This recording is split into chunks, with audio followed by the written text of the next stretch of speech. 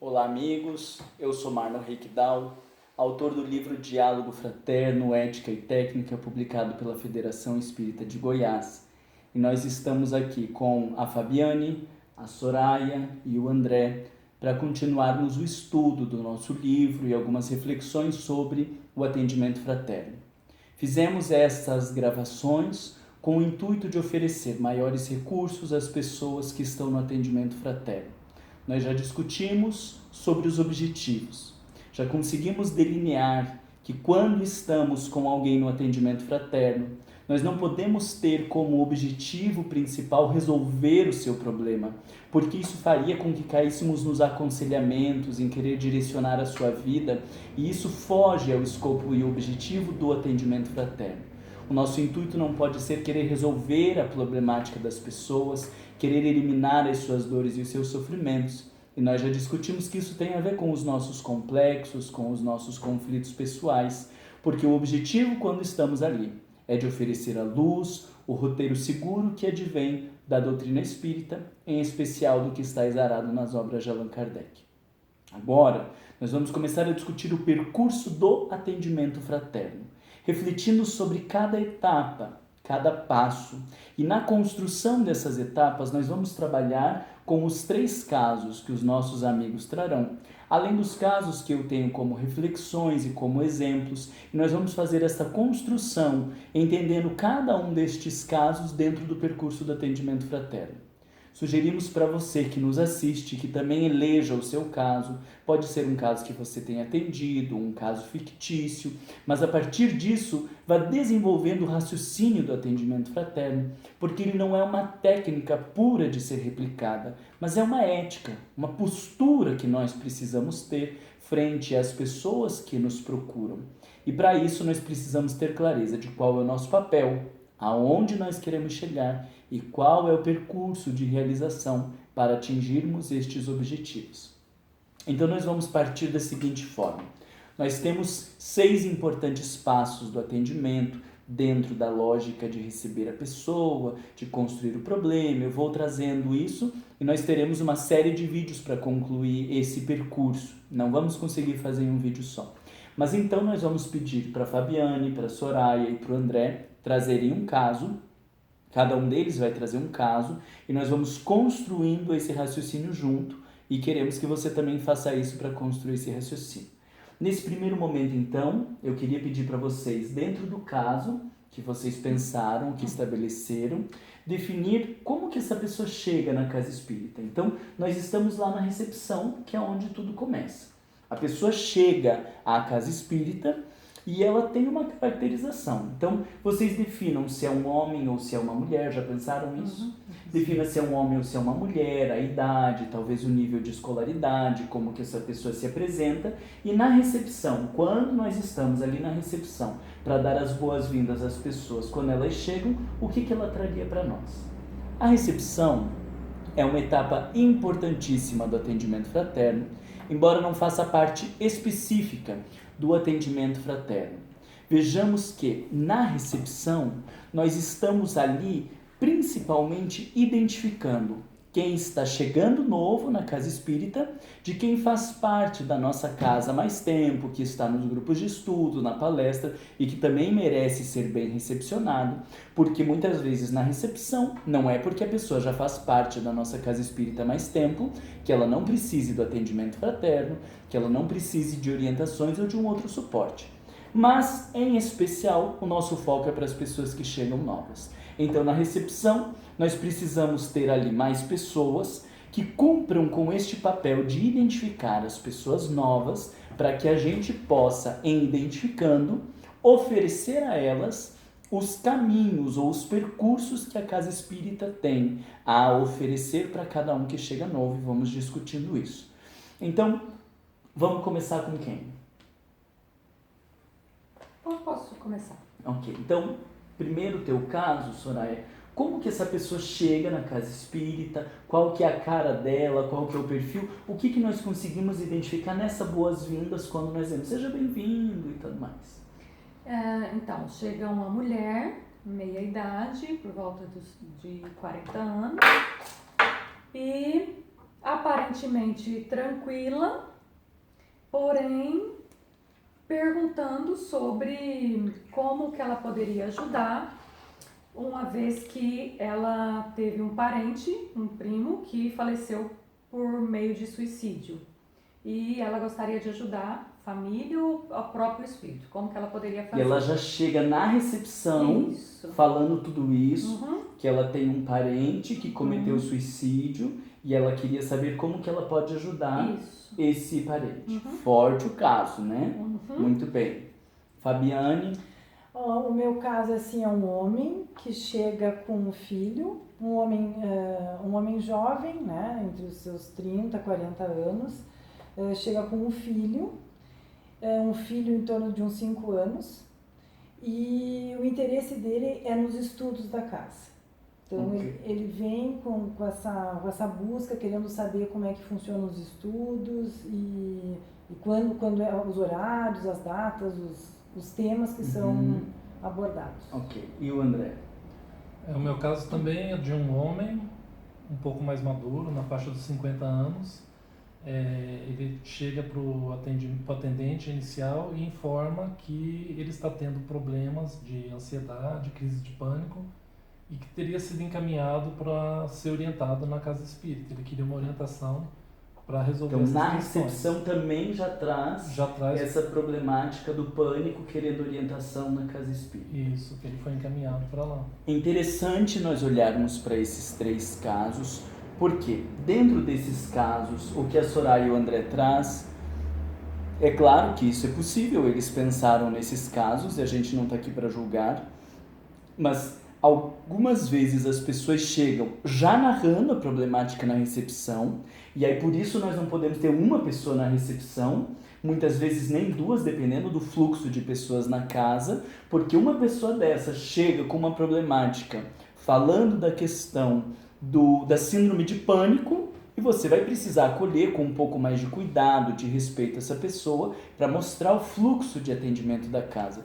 Se nós temos apenas uma pessoa na recepção, ou alguém que está ali na recepção e que não conhece as tarefas da casa e não conhece o fluxo do atendimento, como que vai poder acolher, bem receber e orientar uma pessoa dessa?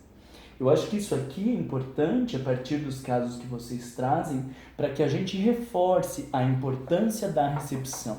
Muitas vezes a gente quer colocar um trabalhador novo na recepção. Já que está começando, fica lá na recepção.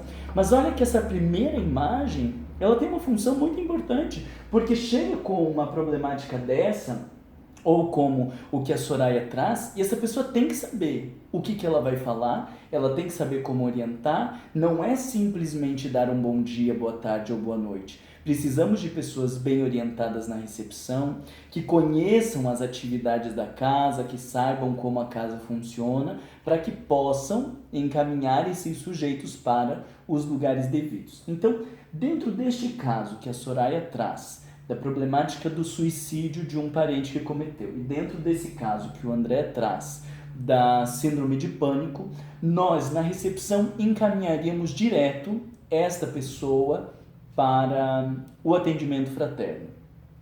Agora, esse caso que a Fabiane traz, nós encaminharíamos este caso para o atendimento inicial. Algumas pessoas têm chamado de grupo de acolhimento, outras têm chamado de atendimento inicial. Cada um dê o nome que for, não é o nome que é importante. Mas a lógica é de nós termos um espaço na casa espírita que possa receber as pessoas que chegam pela primeira vez na nossa casa e que possam basear essa atividade, se baseia em 2 questões principais. A primeira é por que o sujeito procurou a casa espírita, e a segunda é o que nós temos a oferecer. Então ele traz uma demanda, eu moro aqui perto, mas quanto tempo você mora aqui perto? Faz 6 meses. E por que depois de 6 meses essa pessoa veio agora procurar a casa espírita? Eu frequentava uma outra casa, e por que saiu daquela casa e veio agora? Ah, eu vim do Rio de Janeiro e estou aqui frequentando. Mas qual a experiência que tem de doutrina espírita? Qual o conhecimento? Se era um trabalhador ou se não era? O espaço do atendimento inicial, do grupo de acolhimento, é nós tentarmos fazer um raio-x do perfil dessa pessoa, das suas características, para saber como inseri-la na casa espírita. Um trabalhador de uma outra região que tenha mais conhecimento, que tenha mais experiência, nós vamos ter um percurso, nós vamos nos aproximar de uma outra forma, nós temos que ter um olhar individualizado para cada pessoa. Quando nós formatamos, todo mundo vai para o mesmo grupo, já te passo a palavra, todo mundo vai para o mesmo grupo, todo mundo vai para as mesmas atividades, todo mundo tem que fazer as mesmas coisas, nós estamos querendo trabalhar com uma fábrica, com um modelo de reprodução automatizado que não funciona com a lógica do centro espírita e com o trabalho humanizado. O atendimento inicial visa conhecer o perfil daquele sujeito para saber como inserir dentro da estrutura e das atividades que a casa espírita oferece para aquela pessoa. É claro que cada instituição precisa discutir os seus percursos, que caminhos tem, todos precisam ir para grupos de iniciantes, mas se é uma pessoa que veio lá do Rio de Janeiro, que já trabalhou na casa espírita, foi presidente da casa espírita, foi transferido agora aqui para Curitiba e vem para casa, a gente vai colocar esse sujeito no grupo de iniciantes? Quais são os caminhos que nós temos? Quais são as possibilidades? Tudo isso precisa ser discutido pela equipe, precisamos estabelecer procedimentos e percursos, e quem precisa ter muito clareza disso é o sujeito da recepção, para ele saber como encaminhar essas coisas, e o sujeito do atendimento inicial, que vai compreendendo as demandas, dar o encaminhamento de cada um conforme os seus perfis para as possibilidades de cada caso. Marlon, você fala no caso do atendimento fraterno e no atendimento inicial. No atendimento fraterno, o atendido vai ser atendido a dupla, né, de atendentes. No atendimento inicial, que é esse caso que a Fabiane trouxe, ele pode ser atendido junto com outras pessoas ou é individual também? Porque você fala em grupo de acolhimento também. Pode sim ser atendido. Eu falo em grupo porque tem algumas casas que fazem grupo. Quando as casas são menores, a nossa casa a gente tenta fazer individualmente. Então, nós conseguimos atender 3 pessoas individualmente quando elas chegam no primeiro momento na nossa casa. Mas existem casas espíritas que recebem 10, 20 pessoas num dia de palestra que vêm pela primeira vez na casa espírita. Nós não temos como oferecer 20 atendimentos individuais. Então, nós podemos fazer um grupo de acolhimento, ouvindo um pouquinho de cada demanda de cada pessoa e apresentando toda a estrutura da casa para saber para onde elas vão. Então, tem gente que no atendimento inicial vai dizer, eu tenho uma problemática assim, assim, assim, e nós já encaminhamos para o atendimento fraterno. Tem gente que veio para conhecer o grupo de estudo, como o caso da Fabiane, e aí nós vamos apresentar os grupos de estudo. Mas daí eu já apresento o grupo de estudo para todo mundo, eu já falo do atendimento fraterno para todo mundo, eu já falo dos tratamentos que a casa oferece para todos no grupo de acolhimento ou no atendimento inicial. Esse é um encontro só, que visa compreender por que a pessoa está procurando a casa e o que a casa tem a oferecer. É claro que para isso, nós temos um seminário específico só para discutir sobre grupo de acolhimento, para que a gente entenda esse trabalho, como estruturar dentro da casa, como organizar tudo isso. E não vamos ter como especificar demais isso nesse momento, porque o nosso foco é o atendimento fraterno. Mas é preciso nós entendermos que a pessoa que vai chegar no atendimento fraterno, ela depende dessa estrutura da casa espírita, porque vamos supor que este caso do André, ele não tenha dito que ele veio, ou talvez o da Fabiane, porque a gente pediu para pensar numa situação de atendimento fraterno, né? Então eu estou imaginando que você está pensando numa coisa mais para frente, talvez de alguma experiência que você teve ou que você ouviu de alguma situação. Então o sujeito chega dizendo que veio para o grupo de estudo, ele chega dizendo que veio conhecer a casa, e nós então inserimos, então vai para o grupo de estudo ali, e não damos espaço para essa pessoa falar. Se nós não dermos espaço para ela falar, ela não vai falar. Ninguém vai chegar na recepção dizendo, oi, eu estou pensando em me matar, entrei aqui na casa espírita porque eu estou louco, varrido, e eu estava pensando em me enforcar e eu ouvi uma voz dizendo para vir para o centro espírita. Se nós não oferecermos um espaço com um pouco mais de intimidade, por isso chamamos de grupo de acolhimento ou atendimento inicial, se não dermos este espaço confortável para que o sujeito se expresse, muitas vezes ele não vai falar. E ele não falou, não porque não tem uma dor ou uma problemática, ele não falou porque nós não oferecemos um lugar apropriado para que ele se expresse. E aí acontece a problemática das casas grandes, porque nós temos um monte de pessoas chegando, um monte de pessoas saindo, não sabemos quem que é quem, não sabemos as pessoas quem são, e essa estrutura de casa grande, às vezes as pessoas usam como desculpa, dizendo, mas não tem como a gente fazer atendimento inicial porque a gente recebe muita gente. Por que que vocês construíram uma casa que recebe tanta gente? Quando Allan Kardec fala que é preferível 20 grupos de 10 pessoas a uma assembleia de 200, a minha pergunta é, por que que construir uma casa tão grande?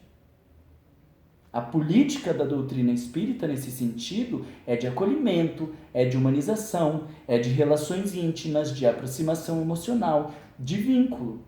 Então, se nós temos 200 pessoas numa palestra, é quase impossível que a gente conheça todas as pessoas. Então, quantos sujeitos chegam ali, talvez em estado de dor, de sofrimento, de desamparo, precisando do consolo? Nós trazemos o estandarte do acolhimento conforme a proposta de Jesus, mas na prática não conseguimos atender com a desculpa de que chega muita gente? Então isso é inconcebível.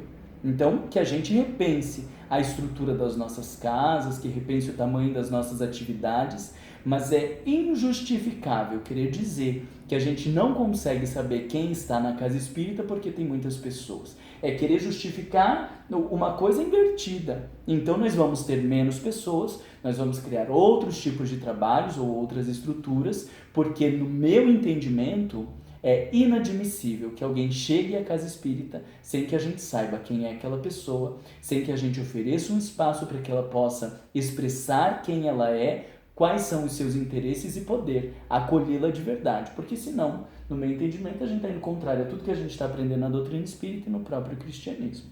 O Marley radical, sou sim. Nossa casa espírita nós trabalhamos por ser uma instituição pequena. Quando nós temos eventos para muitas pessoas, nós fazemos em outros lugares para outras pessoas, porque todos que estão na nossa instituição nós conhecemos, nós sabemos não só o nome, mas a profissão, por que procurou a casa, quais são as suas dificuldades, e tentamos manter um vínculo de amizade e de aproximação.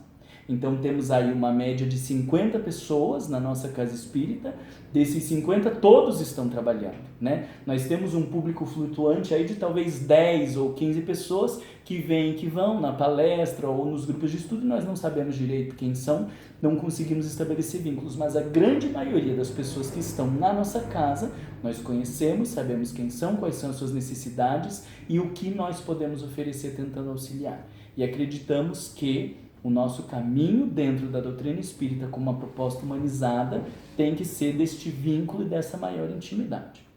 Então, o grupo de atendimento inicial, o grupo de acolhimento, é um ótimo recurso como um espaço para ouvir as pessoas, o que elas realmente estão procurando e o que nós temos a oferecer. Então, pegando o caso da Fabiane, será que quando a gente recebe no grupo de acolhimento e oferece um espaço para conversar, ela traria alguma coisa a mais?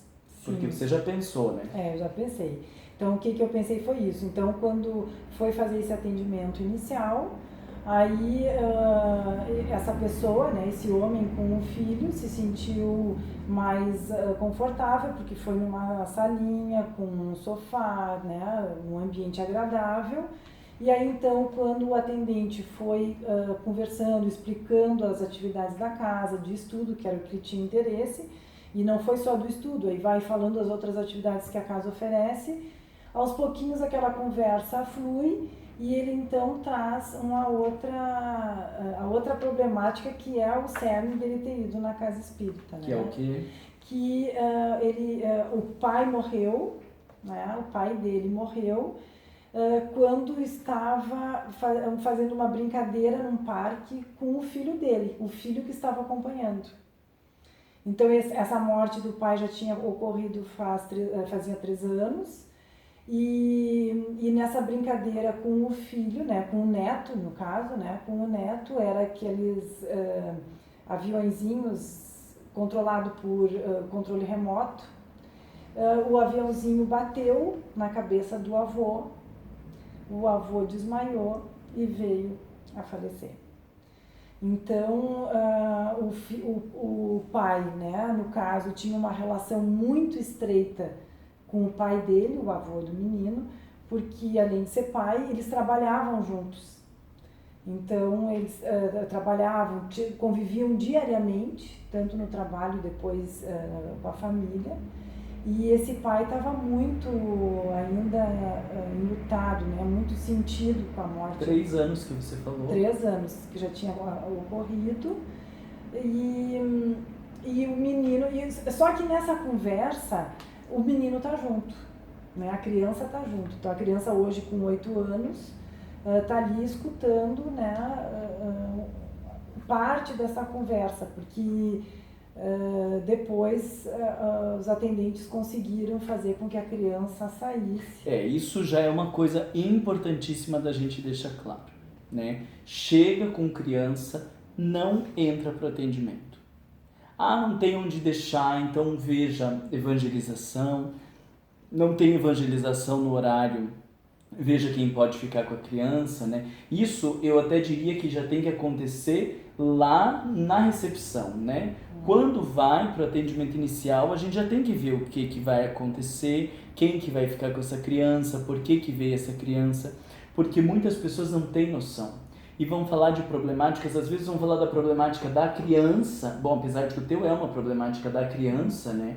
Ou vão trazer queixas de relacionamento, vão trazer outras problemáticas e as crianças não devem estar expostas a essas problemáticas dos adultos, né? Então a gente precisa ter esse cuidado de saber, porque não é depois no meio do caminho, quando começa a soltar uma dessa, que a criança tinha a ver com a morte do avô, é que daí a gente vai dizer, para, então vamos ver quem que vai ficar com essa criança, né? Acontece também, Marlon, assim, que às vezes a criança não quer separar dos pais. Sim, quando chega, né? Claro. É um ambiente diferente, nunca foram, então tem essa questão, não sei como é que a gente pode mas aí por isso que na recepção a gente já vai pensando isso, porque se precisar ficar lá meia hora até que aconteça toda essa ambientação para depois ir para o fraterno, ok, nós vamos fazer isso, nós vamos respeitar o tempo dessa criança, nós vamos com o pai e quem vai ficar com essa criança numa sala, até a gente ver o quanto que consegue entreter essa criança para que o pai possa ir para atendimento. Mas não podemos expor as crianças a estas problemáticas dos adultos. Até porque nesse período infantil, onde não tem um ego plenamente estruturado, a criança está muito mais suscetível a essas informações. A gente não sabe o nível de desequilíbrio desse pai, o que ele vai falar a respeito dessa criança, como ele vai se reportar essa problemática. E se ele diz que esse menino é um assassino? Sim. Se ele fala que ele se sente muito mal porque o menino matou, como que ele vai processar essa informação não tendo um ego estruturado? Ou vai falar de uma problemática onde a criança sofreu abuso, a criança nem processou ainda o abuso e já está ali a mãe dizendo porque eu me preocupo com ele, porque olha a carinha dele e eu fico imaginando esse menino aqui com aquele monstro abusando sexualmente dele, e a criança nem sabe o que é abuso, não entende o que é o abuso, e de repente os pais estão lhe expondo a esse tipo de informações. Então, custe o tempo que custar, a gente primeiro vai precisar fazer a ambientação dessa criança para que depois ela vá para o atendimento. Né? Então aí estes dois já foram direto para o fraterno e esse vai para o atendimento inicial com um discurso de que queria um grupo de estudo. E por que você diz que ele primeiro pediu o grupo de estudo e não falou como os outros direto do fraterno? Porque a primeira vez numa casa espírita, procurou a casa espírita por indicação de amigos, como assim, último recurso, porque já faz 3 anos que está nessa dor, nesse sofrimento, e aí então indo assim como a última oportunidade de poder fazer alguma coisa. Então aí a orientação que recebeu dos amigos foi que vai estudar sobre a doutrina, vai entender o que é a doutrina. E aí foi nesse sentido que foi procurar estudo, né? Então, vim saber sobre os estudos. E que talvez, se não desse esse espaço de acolhimento, ele nem falasse da problemática. Exatamente. E aí, assim, quando tu comenta sobre o atendimento inicial ali sem dupla, eu já estava pensando nesse meu caso, eu vejo assim a importância mesmo, sabe? Estou ressaltando o que tu falou, né? A importância de ter dois nesse momento, até para conseguir talvez conciliar essa situação com a criança que tu está orientando e para se for em grupo, seria bom até nós termos 3, se são mais pessoas, porque uma pessoa ali se emociona. Nós vamos encaminhá-la para o fraterno. Se nós estamos em 3, um pode pegar a pessoa e conduzi-la para o fraterno. Se nós estamos só em 2 num grupo, né, a gente fica mais restrito de alguém ter que sair. Então, eu acho bem legal isso que você traz, para a gente pensar quantas pessoas talvez tenham nas nossas casas espíritas com problemáticas graves, com situações específicas que não vão aparecer pelo simples fato de que nós não demos espaço para elas. E aí a importância da gente refletir sobre o atendimento inicial, sobre o grupo de acolhimento, sobre uma boa recepção e sobre toda essa estrutura para que a gente receba essas pessoas. Porque se estão chegando, nós ainda perguntamos dessas pessoas, mas se está chegando e a gente diz boa noite, sejam bem-vindos e vai conduzindo para a palestra, esses 2 também não iam falar. E nós não saberíamos tantas pessoas que estão na casa espírita, porque uma coisa nós já temos claro, a grande maioria das pessoas que procura a casa espírita procura por uma problemática, e nós estamos deixando todas essas pessoas entrarem na casa espírita, desconsiderando as suas dores e os seus sofrimentos.